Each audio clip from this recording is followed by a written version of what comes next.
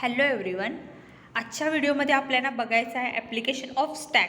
बाकीच्या व्हिडिओमध्ये आपण ॲबस्ट्रॅक्ट डेटा टाईप म्हणजे काय, स्टॅक इम्प्लिमेंटेशन आणि स्टॅकचा प्रोग्राम बघितला आहे. त्याच्यामध्ये आपण स्टॅकमध्ये कुठले कुठले ऑपरेशन परफॉर्म करतो, स्टॅकमध्ये डेटा कुठल्या वेनं इन्सर्ट केला जातो आणि कसं डिलीट केला जातो हे पण बघितलं. ठीक आहे, तर स्टॅकमध्ये मोस्टली पुश आणि पॉप ऑपरेशन परफॉर्म केला जातो. त्याचबरोबर स्टॅकमध्ये data last in first out ह्या पॉलिसीप्रमाणे डेटा इन्सर्ट और डिलीट केला जातो. म्हणजेच पुश आणि पॉप ऑपरेशन आपण परफॉर्म करतो. स्टॅकमध्ये आपण डेटा इन्सर्ट करताना कसं करतो, जो इलेमेंट लास्टला स्टॅकमध्ये येतो तो डिलीट होताना फर्स्ट होतो. म्हणजे stack perform policy last in first out. Okay, आताच आपण स्टॅकचे ॲप्लिकेशन बघणार आहोत. ॲक्च्युली स्टॅक युजिंग काय काय आपण ऑपरेशन परफॉर्म करतो तर बघायचं गेलं तर काय एक्झाम्पल आहेत. Expression evaluation, expression conversion, back tracing, parenthesis checking, string reversal etcetera operation perform करण्यासाठी स्टॅकची गरज लागते. म्हणून हे काय आहेत, स्टॅकचे ॲप्लिकेशन आहेत. ओके, तर मेन आपण जर डिटेलमध्ये ॲप्लिकेशन स्टडी करणार आहोत ते म्हणजे काय आहे, तर balancing of symbol, infix to postfix conversion कसं करायचं, और इव्हॅल्युएशन ऑफ पोस्टफिक्स एक्सप्रेशन कसं फाईंड करायचं, ह्या आपण इन डिटेल स्टडी करायचं आहोत. त्यामध्ये आपण फर्स्ट ऑफ ऑल बघूया बॅलन्सिंग ऑफ सिम्बॉल. ओके, तर बॅलन्सिंग ऑफ सिम्बॉल करताना आपण फर्स्ट ऑफ ऑल काय बघणार आहे, बॅलन्स डिलिमिटर. तर बॅलन्स डिलिमिटर म्हणजे काय, डिलिमिटर म्हणजे काय बघूया. ठीक आहे, the stack ADT is a perfect structure for implementing a such algorithm.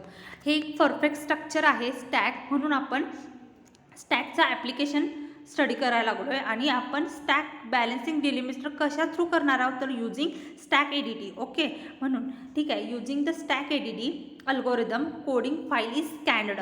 तर बॅलन्सिंग डिलिमिटर म्हणजे काय, डिलिमिटर म्हणजे आपण जर C++, जावासारखे जर कोडिंग बघितलं, लँग्वेज आपण स्टडी केलं तर त्याच्यामध्ये कोडिंग करताना भरपूर डिलिमिटर यूज केले जातात. तर डिलिमिटर म्हणजे curly braces, rounded braces, square bracket, हे जे आहेत हे यूज करतो त्यालाच आपण डिलिमिटर म्हणतो. आणि ते डिलिमिटर बॅलन्स आहे का अनबॅलन्स आहे चेक करण्यासाठी आपण बॅलन्स डिलिमिटर हा पॉईंट स्टडी करणार आहोत.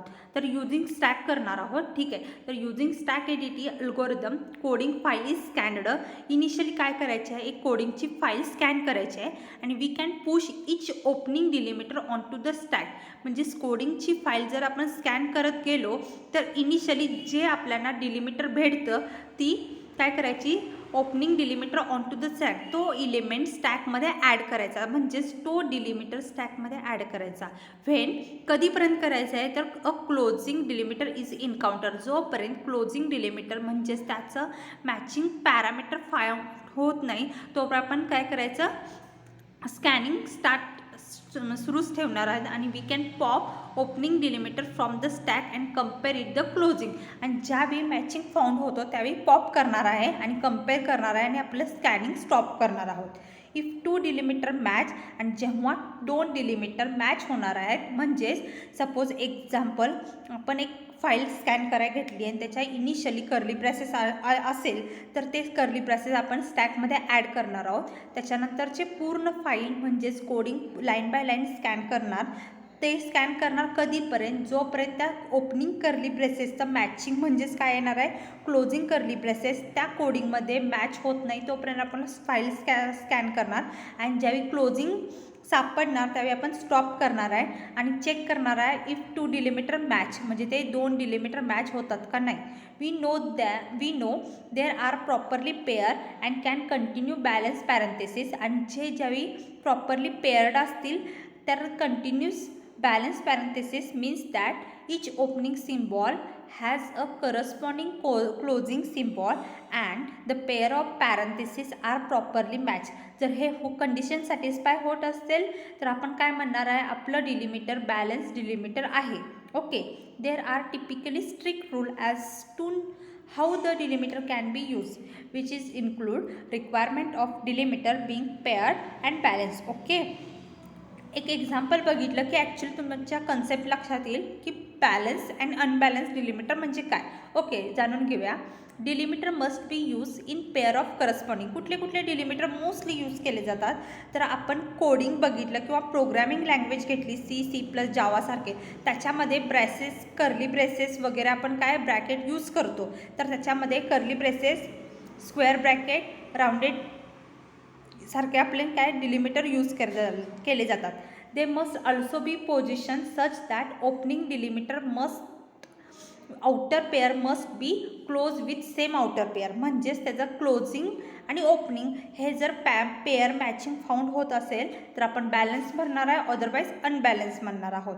फॉर एक्झाम्पल 1-2 एक्झाम्पल बघूया. इनिशियली बघा, एक्झाम्पलमध्ये काय आहे, इनपुट घेतलं. इनपुटला आपण काय केलं, कर्ली ब्रॅकेट घेतलेत, त्याच्यानंतर स्क्वेअर ब्रॅकेट घेतलेत, opening square bracket, closing square bracket, इथं पेअर मॅच झाली. ओके, ठीक आहे. नेक्स्ट बघा, त्याच्यामध्येच काय आहे, ओपनिंग कर्ली ब्रेसेस आहे, त्याच्यानंतर ओपनिंग क्लोजिंग राउंडेड ब्रेसेस आहे, म्हणजे ह्या दोघांची पेअर मॅच झाली. पुन्हा काय आलं, क्लोजिंग कर्ली ब्रेसेस, म्हणजे ह्या क्लोजिंगला आपण आधी दिलेलं, त्याच्याच आधी जस्ट दिलेलं ओपनिंग कर्ली ब्रेसेस मॅच झालं, म्हणजे ही पेअर मॅच झाली. आणि end with closing curly braces, म्हणजे हे कशाबरोबर मॅच होणार आहे, स्टार्टिंगला जे आपण ओपनिंग कर्ली ब्रेसेस दिलेलं आहे त्याला मॅच झालं. म्हणजेच इथं आपली पेअर पण, ही पण पेअर मॅच झाली. जर आपण ह्या इनपुटमध्ये बघितलं तर सगळ्यांचं पेअरिंग मॅच होतं, म्हणजे ओपनिंगला क्लोजिंग डिलिमिटर हे मॅच होत असेल तर आपल्याला आउटपुट काय असेल ते म्हणजे बॅलन्स डिलिमिटर आहे म्हणू शकतो. म्हणजेच काय, जे आपण इनपुट देणार आहोत किंवा एखादी प्रोग्रामिंगची फाईल जर स्कॅन करत असेल तर त्याच्यामध्ये ओपनिंग डिलिमिटरला क्लोजिंग मॅचिंग डिलिमिटर जर मॅच होत असेल तर ती पेअर मॅच होत असेल तर काय म्हणायचं आपण, बॅलन्स डिलिमिटर. सेकंड एक्झाम्पल बघा, त्याच्यामध्ये इनपुट दिले, स्क्वेअर ब्रॅकेट आहे, ओपनिंग स्क्वेअर ब्रॅकेट आहे, त्याच्यानंतर काय कर्ली ब्रॅकेट आहेत, ओपनिंग क्लोजिंग पेअर मॅच झाली. त्याच्यानंतर पुन्हा आणखी ओपनिंग क्लोजिंग कर्ली ब्रॅकेट आहे, ती पण पेअर मॅच झाली. त्याच्यानंतर काय आहे, एक राउंडेड आपल्याला बघितलं तर राउंडेड आहे, त्याच्यानंतर काय क्लोजिंग कर्ली ब्रॅकेट आहे. तर तुम्ही चेक केला तर ह्या बाकीच्या 3 पेअर मॅच होतात आणि एक डिलिमिटर आहे राउंडेड, त्याला जर बघितलं तर क्लोजिंग पेअर मॅच नाही आहे, म्हणूनच ते अनबॅलन्स डिलिमिटर आपण म्हणायचं आहे. ठीक आहे, कळालं बॅलन्स आणि अनबॅलन्स.